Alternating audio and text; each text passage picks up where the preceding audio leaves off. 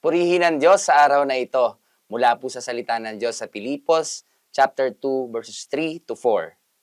Huwag kayong gumawa ng anumang bagay dahil sa makasariling hangarin o sa paghahangad na maitaas ang sarili. Sa halip, magpakumbaba kayo sa isa't isa at ituring na mas mabuti ang iba kaysa sa inyo. Huwag lang ang sarili ninyong kapakanan ang isipin nyo, kundi ang kapakanan din ng iba. Napakagandang paalala po sa atin ng Panginoon. Amen. Ito po yung laging tinuturo ng Diyos sa atin at lagi po natin na pag-aaralan, lagi po natin nadidinig sa mga preaching po about humbleness. Dahil po nagiging natural din naman talaga sa mga tao na i-brag ang kanilang mga sarili when it comes to their possession, when it comes to their status. No po, yan po yung parang natural na kasalanan sa ating pong buhay na po bilang mga tao na lagi nating kino-consider muna yung ating kapakanan. Kaya nga po, sinabi rito ng salita ng Diyos, sa halip, magpakumbaba kayo sa isa't isa at ituring na mas mabuti ang iba kaysa sa inyo. Kung tutuusin po, ito po yung mahirap na gawin. Pansinin nyo po, di ba po, kaya kadalasan minsan iniisip natin na mas mabuti pa kung ako na lang ang gumawa.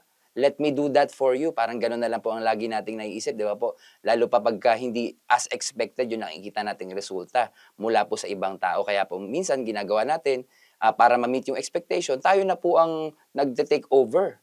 Which leads to, pride. No? Nagkakaroon tayo ng pagmamataas sa ating sarili. At in the end po, tayo rin naman po ang napapagod.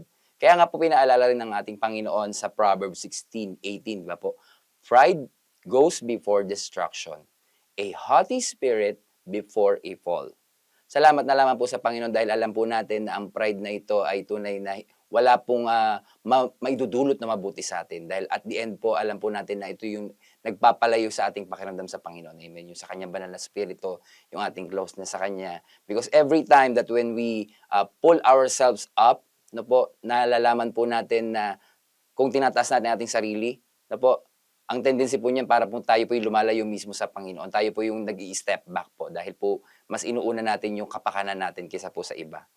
At ito po ang nakakatuwa dito dahil hindi po ito kinonsider ng mga apostol po, mga tao na naging example sa Biblia po na maging example ng humbleness. Like po sila Moses, dahil kahit siya ay lumaki sa palasyo, amen, sa Ehipto, pinakita ng Panginoon na siya ay able leader. Amen? Dahil dyan, natuto siya sa kanyang pagiging humble at nagawa niyang i-lead ang mga Israelita sa Promised Land. Amen? Maraming salamat po sa ating pong paalala ng salita ng Diyos sa araw na ito muli po sa Pilipos chapter 2, verses 3 to 4. Huwag lang ang sarili ninyong kapakanan ang isipin nyo, kundi ang kapakanan din ng iba.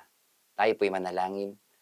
Aming Panginoon Diyos na makapangyarihan sa lahat, salamat po Panginoon dahil ikaw ang aming role model when it comes to humbleness. Salamat Panginoon sa iyong muling pagpapaalala sa amin nito sa araw na ito upang kami Panginoon ay mabuhay ng malapit sa iyo at sa iyong kalooban.